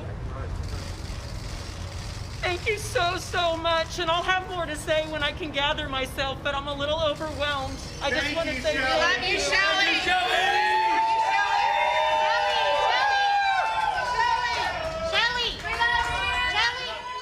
Oh, today, a Texas Senator Ted Cruz at her hair salon getting his hair cut, standing with Shelley Luther, saying that what happened to her is wrong. Oh, it's interesting. But here's also a tweet that he sent out. He sent this tweet out. What I found to be interesting, this is what he said. It was ridiculous to see Shelley Luther sentenced to 7 days in jail for cutting hair. It's not right. It's not justice. It's not Texas. But what it is white. Folks, here's the deal. The orders were put in place to keep people alive. I totally understand what Shelley Luther is saying. Her hairstylists have to eat. But what happens when you have dead customers? What happens if one of your employees gets coronavirus transferred to them and they bring it home and infect their families? That's why the executive order was put in place. But to see this whole reaction, how dare you arrest her? And then for Senator Ted Cruz to say, this is not Texas. This is not justice. Where in the hell was Ted Cruz when Crystal Mason was sent to jail for voting illegally? Where was he? Where was he when her own probation officer went before the court and said she wasn't told that she could not vote when she got released? The judge in Tarrant County didn't care. Sent her to prison anyway. And she had to go back to federal prison for violating her probation. But Crystal Mason is a black woman. And Shelley Luther is a white woman. The reality is there are two systems in this country. And I don't really care if folks get mad. I don't really care if they say, oh my God, you should be playing the race card. You should be focusing on this. The reality is this here. The people who are out here who are yelling and screaming, oh my God, this is unfair, it's mostly white folks you're seeing. But you're seeing a lot of black people and Latinos who are dying because of coronavirus. And what you're seeing is white privilege. When you can raise $500,000 because a white woman in Dallas was just so offended when all this black judge said is, I won't send you to jail if you simply apologize. She said, I'm not apologizing. Y'all heard what she actually had to say. This is the sickness that's happening in this country. And then when you have the Kellyanne Conways and the Donald Trumps, for them to make all these excuses, oh yeah, and how she's now a call celeb. Now you got the Trump people who literally are calling Michael Flynn, the guy who lied about foreign contacts as National Security Advisor. They are now calling him their Nelson Mandela. I want y'all to know these people have no shame. And this is why people like this need to get thrown the hell out of office come November. I bet you wouldn't see all these people raising $500,000 for a black hairstylist, a black salon owner, if they opted to defy an order. By the way, the next time we see a black person defy a lawful order from a cop, I can't wait to see all of the Shelley Luther defenders come out and say they should have defied the order. So which is it? Which orders do we get to defy? Which laws do we get to say no to, Shelley Luther defenders? Do we get to say no to orders from the county judge and the governor of Texas? Or can we tell a cop, like the one who told Sandra Bland, get out of the car and she said no? But that's right. Y'all said Sandra should have followed his order. But y'all just raised $500,000 because Shelley Luther, white woman, blonde woman, defied an order. I just find that to be all quite interesting. Robert and Derek, what y'all think? Well, I think this one, you hit me on the head when you said this is a fundamental aspect of privilege. Oh, okay. Yeah, this is a fundamental aspect of privilege. Just what people have to understand is the absence of privilege is not the same thing as oppression. These people have got it into their minds that they have certain rights and privileges. They believe all that stuff they tell us in elementary school and in high school about being land of the free and the home of the brave. Black folks have learned that those things are very optional and very very much in question when it comes to law enforcement. I have sat in many courtrooms where people have gone to jail for simply defying a lawful order of law enforcement, and that being their only crime. I wish everyone got the same benefit of the doubt. I wish governors were intervening to stop nonviolent offenders from being placed into custody, but this is just simply another example of the inequities in our criminal justice system and the privilege which is provided. If you have a movement behind you, if you're politically connected, and if Ted Cruz comes out with coronavirus within the next week because he went to the salon, then I still think they will find a way to justify these activities, because on the one hand, they are speaking out of one side of their mouth, telling people we are all in this together, running commercials and ads about the importance of social distancing and following the governmental guidelines. On the other hand, they have this rebel spirit that they're supposed to fight against the oppression of the government. And in the meantime, 80,000 Americans are dead. Agreed, Robert. Agreed. And you so well said. I look at this, and I'm one of the last persons to say, play the race card, play the race card. But right here, I have to pull the race card, because this is all this is. One, I knew the story that all the judge asked her to do after defying, this executive order saying stay at home. He just wanted her to apologize. And I recognize you got employees and everybody, you got to feed your family and all that kind of stuff. I get that part. But he was willing to let her go. All you had to do was apologize. She didn't apologize because he was a black judge, period. And now all these people coming to her defense, it's insane. I looked at an interview yesterday with the governor Abbott. He was on with the president. And he sat there and said that, we had this executive order, but I'm not going to put anybody in jail for defying that executive order and wanting to get out and work. Then why the hell put the executive order in place? What's the need for it? If it's okay for people to go out and defy it. And I guarantee you, if there's been a black person, their ass would be locked up right now, period. It's still locked up. It wouldn't have got out, and it wouldn't have been no $500,000 raised. I guarantee you would not be $500,000 in some GoFundMe campaign. And all we have to do is look at the numbers of people who have been cited or arrested for social distancing violations in New York and California, which are disproportionately African American and Latino. 35 of the 40 people in Brooklyn arrested for social distancing are black. Ain't that something? Ain't it something? Robert, Derek, gentlemen, I appreciate you joining us on the show today. Thanks a lot. Thanks, Roland. Folks, thanks, bro. Going to a break. When we come back, we'll talk with the father of Ahmaud Arbery on what today would have been his 26th birthday. You're watching Roland Martin Unfiltered.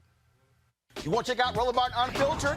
YouTube.com/Roland S. Martin. And subscribe to our YouTube channel. There's only one daily digital show out here that keeps it black and keep it real. It's Roland Martin Unfiltered. See that name right there? Roland Martin Unfiltered. Like, share, and subscribe to our YouTube channel. That's youtube.com/Roland S. Martin. And don't forget to turn on your notifications so when we go live, you'll know it. Folks, as we say at the top of the show, two men who have been charged or in prison, in jail right now for the shooting death of Ahmaud Arbery, a young brother who was jogging on February 23rd in Brunswick, Georgia. Gunned down in the street when he was stopped by these two white men. A third man is still being determined whether or not he is going to be charged in the case. Today would have been Ahmaud Arbery's 26th birthday. The NAACP and others held a protest, but also a celebration of his birth today in Georgia.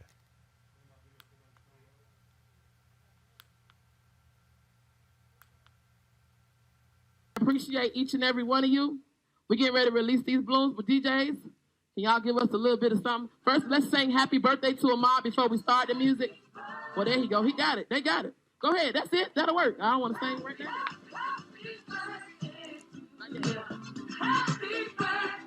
Sing, y'all. Happy birthday to ya. Happy birthday to ya. Happy birthday. All right, y'all, let him go. Happy birthday, Ahmaud. Woo! Happy birthday, Ahmaud. Let it go. Let it go.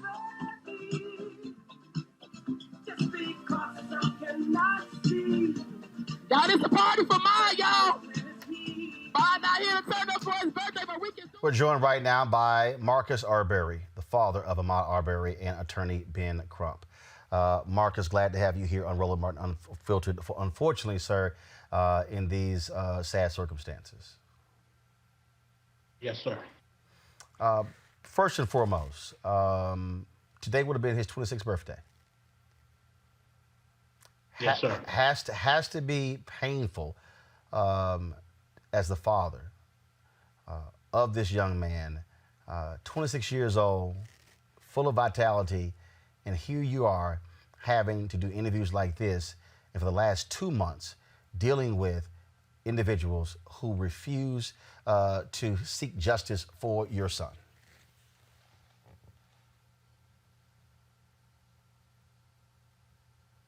It's rough. It's hard. It's hard. So young. It's hard. But I'm dealing with it and as strong as I can, me and my family and my children. We're just dealing with it the best we can. It's just hard to see that he's gone and he ain't coming back. But the only thing we can do is just try to keep his legacy going. When you got word last night that the Georgia Bureau of Investigation was arresting Gregory McMichael and his son Travis, the death of your son, what was your reaction? Oh, the family was a little relieved that they were behind bars, but we still got a long progress because it's just the beginning. But we want them kids to stay in jail. We don't want them to get no bond, and we just want a conviction of life in prison without parole. They will never get out. That's what our family wants. And then we'll be at ease. Good. They did go before the judge today. No bail was granted to the both of them. Ben Crump, want to bring you in here. Obviously, the only reason we're at this point is because of public pressure. It was the public, the family of Ahmaud Arbery, who pressured that DA, George Barnwell, to recuse himself. Then we have this third DA, and only because this video came out. Public pressure made it happen, but for black folks, damn, do we have to yell, kick, and scream just to get basic justice?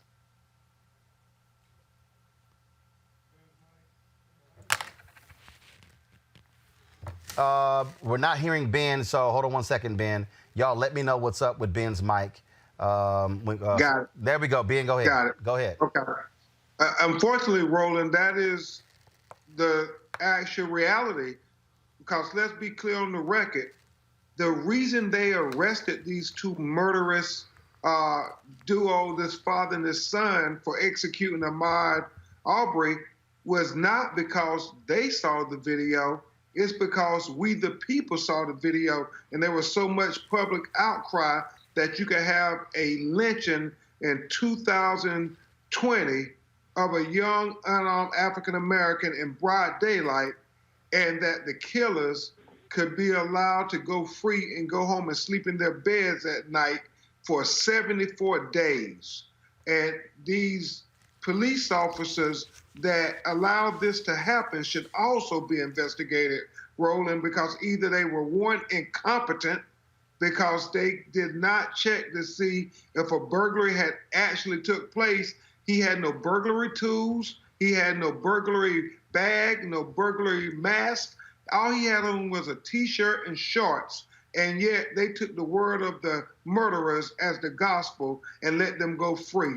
And so we have to continue to question not only every police officer involved in that investigation, we are very suspicious of the district attorney because he had that video rolling and he said he couldn't make an arrest. He had to take it to the grand jury on June 12th, when we know just by looking at that video, probable cause exists. I do want to ask Marcus Arbery this. I discussed this a little bit earlier with our panel on the top of the show. And, you know, after today's news conference where they announced exactly what took place here, 2 Glenn County commissioners, one black, one white, said that the cops of the Glenn County Police Department wanted to arrest them on the scene, but DA Jackie Johnson said no. This is the quote here. Anthony, go to my iPad. The police at the scene went to her, saying they were ready to arrest both of them. These were the police at the scene who had done the investigation. This is according to Glenn County Commissioner Alan Booker. He told this to the Atlanta Journal-Constitution, quote, "She shut them down to protect her friend McMichael." Now, a second Glenn County Commissioner, Peter Murphy, he said the exact same thing. He said he talked directly to officers. At the scene, they concluded they had probable cause to make arrests, contacted Johnson's office to inform the prosecutor of their decision, and the quote was, they were told not to make the arrest. Mr. Arbery, that DA is still there. These are 2 public officials, one black, one white, who say she ordered them, do not arrest these men who killed your son. Oh, Lord, that's just deep. That's just deep. You know, she paid on the oath to do her job, and she just failed to do her job. This DA been having problems for a long time without holding her job up. It's just time for her to go. Because the justice system is broken with her in that office. Oh, it's time for her to go. It's time for her to go. She got to get out. Resign or get kicked out, one or other. It's just time for her to go because she got the justice system broke bad. Ben Crump, in reading that, I got the sense y'all two hadn't heard those 2 accounts. I had not, and I agree with my client, Marcus Arbery Sr. I mean, she should be put up on ethical violations as her duty to administer justice, Roland. I mean, for her to show that kind of bias when a citizen in her jurisdiction is dead on the ground because of the murderous conduct of 2 individuals, one who she had a previous relationship with, you absolutely know that is unethical. And now that we have found that out, we will act accordingly to call for her removal of office. That is dereliction of duty completely. And in the name of Mr. Arbery's son, we have to make an example of that, because how many other black people have she looked the other way on when it came to justice? Marcus Arbery, just a couple more questions. Your son was born on this day 26 years ago. Sunday is Mother's Day. Normally, when it comes to Mother's Day, children, they celebrate, they fet mothers, celebrate them, they fet them, they gifts and all those different things along those lines. But this is going to be a much different Mother's Day for his mother. Yes, it's going to be real heartbreaking to her because he ain't there to just share that mother love for her, and that's going to be real heartbreaking for her. But I just sent all my prayers out to her, and I just pray to God for her because I know that was her baby boy, me and her baby boy. And that's going to be pretty rough for her tomorrow because her children love her dearly, and they always just celebrate Mother's Day with her. So it's going to be kind of heartbreaking for them. They celebrate Father's Day with me, too. They always call me on Father's Day and say, no, happy Father's Day. We got some wonderful kids.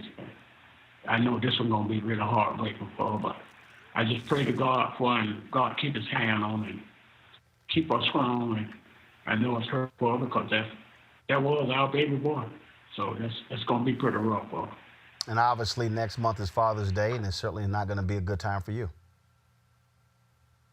No, sir. It ain't going to be a good time for me because he was so lovable boy that he always on this calling me for that kind of stuff.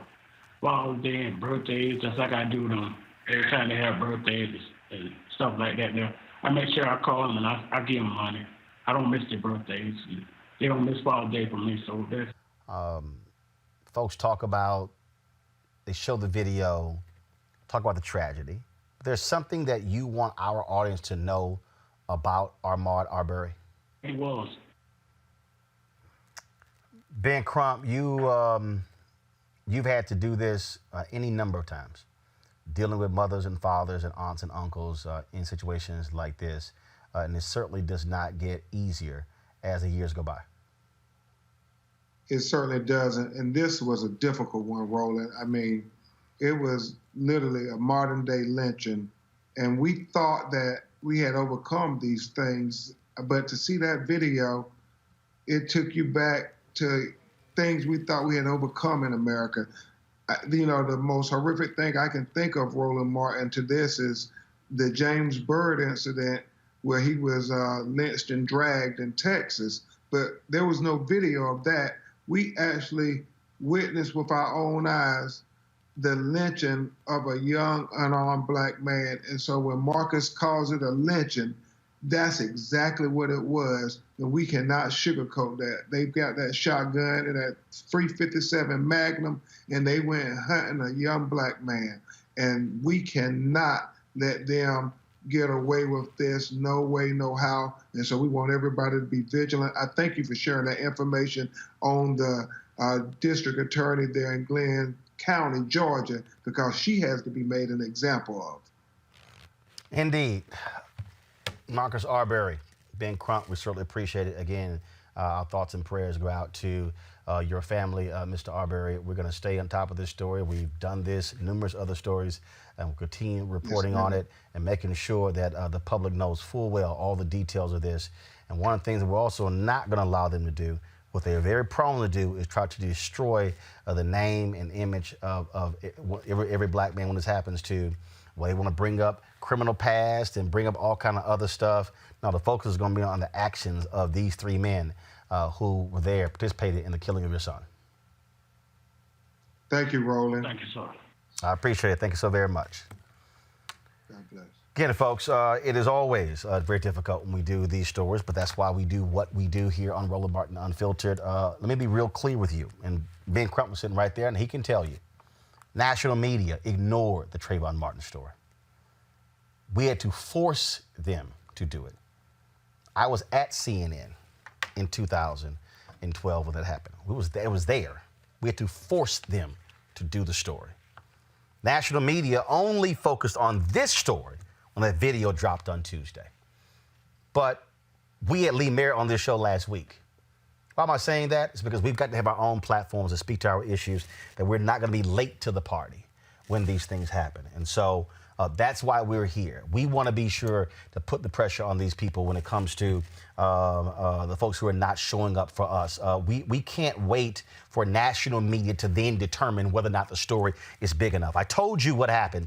I was talking about Ted Cruz, and here he is defending Shelley Luther, but they were not there for Crystal Mason.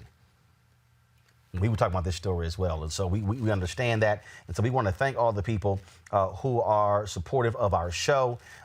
In the last 24 hours, I'm going to read the name of all the folks who have given to our Bring the Funk fan club, the folks who have given $50 or more. The goal of our fan club is simple, and that is for the people to support what we do in order for us to be able to bring those stories to you, to be able to pay our staff, to be able to have our researchers do all the work. Let me give a shout out to Agu Nawasu, Albert Miller, Alan Jones, Angela Denmark, Angela Womack, Anissa Perkins, Anita Young, Annika Sledge, April Goodwin, Ariella Brimley, Arnetta Wilson, Atoya, Bonita Patterson, Bread from Haven Ministries International, Brian Lucas, Carla Hopkins, Carolyn Harris, Carrie Dorsey, Cha-Cha, Chavia Workman, Christina Keat, Christopher Johnson, Clayton Bullock, Clint Williams, Cornell Shelton, Crystal Bauer, Demario Solomon Simmons, Danetta Samilton, Danielle Florent, Daphne Wells, Daryl Dishman, Daryl Bev Rice, DeVry Ross, Doretha Johnson, Dorothy Allen, Dwayne Nicholson, Dwayne Rideau, Edith Christie Burris, Eric Booker, Eric McWhorter, Erica Dishman, Eugene Craig, Eugene Evans, Fatima Kitchens, Faye Gibson, Felicia Davis, Felicia H. Cooper, Frida, Gail Howard, Gertrude Wynn, Hillary Brown Smith, Imani Enterprises, Jay Briscoe, 357, Jimmy Dover, John Jones, John Jones, John Williams, Janetta Woodson, Joseph Carroll, Joyce Dukes, Juanita, Karima Sadiq, Karen Wallace, Kathy Painter, a lot of you on the last 24 hours, Keisha, Kim Singleton, Kimberly Snell, Christian Clark, L.A. Jones, Linworth Daly, Lisa Young, Lori Stewart, Marilyn Kitt, Marjorie Powell, Mojo Workin, Pamela Ray, Paul Lawson, Paula Davis, Peters, Full Stack Applications, Progress for All, Quincy R. Byam, Reginald Hutcherson, Renelle Gardner, Ricky Reynolds, Robert Johnson, Ronnie Morris Sr., Sabrina A. Smith Foster, Sonia Smith, Stephanie Cooper, Sudi Mott Sula, Susanna Skinner, Tamara McDaniel, Tarika Bates Wells, the Innovate Hers, U Tumble, Vincent Porter, Walter Andrew Matthews, William Beal, Youth Becoming Healthy Project, Inc. So according to my folks, we now are over 6,000. We're over 6,000 folks who have joined our Bring the Funk fan club. The number is 6,048. If you want to become a member of our fan club, this is what our goal is simple. By the end of this year, so this is the middle of May, we got folks another 6.5 months. Our goal is to hit 20,000, to have 20,000 individuals who join our fan club. We're asking $50 each, $4.19 a month. That's 13 cents a day to support what we do. Look, we are here talking for Black people. It's about covering our issues. It's about putting on our Black experts. We've had more than 80 coronavirus experts on. I'm talking about Black scientists, Black doctors, African Americans who are owning PPE companies, because we understand mainstream media doesn't tell our story. But we also have been the place. You've seen more Congressional Black Caucus members on this show, I guarantee you, than you've seen on mainstream news in the last month. Why? Because we know that there's more than 2 or 3 Black Caucus members. Okay, you only see the same folks on broadcast and cable. It's not how we roll. And so we want you, of course, to support what we do. That is give via Cash App. That's $RM Unfiltered. PayPal is paypal.me/R Martin Unfiltered. We also have Venmo at RM Unfiltered. You can also, of course, mail to our address, New Vision Media, Inc., 1625 K Street Northwest, Suite 400, Washington, D.C., 2006. That's 20006. On Monday's show, got our Fit, Live, Win segment. Also, we're going to talk about the Maryland HBCU case. Don't think Larry Hogan and Lieutenant Governor Boyd Rutherford, Black man, Howard University graduate. We're going to let y'all off the hook. We're going to push Maryland to override the veto to ensure those HBCUs get that $577 million. And so we got a great show for you, and we're going to stay on top of this Arbery case as well. Folks, I want you to have a great weekend. We had some technical issues, could not have our video that we play at the end of the show, which has all the members of our charter of our fan club. We're going to we'll have the new list. We have it on Monday, so we'll roll that on Monday's show. All right, y'all be sure to have an absolute great weekend. Shout out, of course, to my mom, Imelda Martin. Happy Mother's Day. And so we'll probably be doing like everybody else, a family Zoom, or we'll be on some platform for this Sunday for Mother's Day. All right, y'all, I'll see y'all.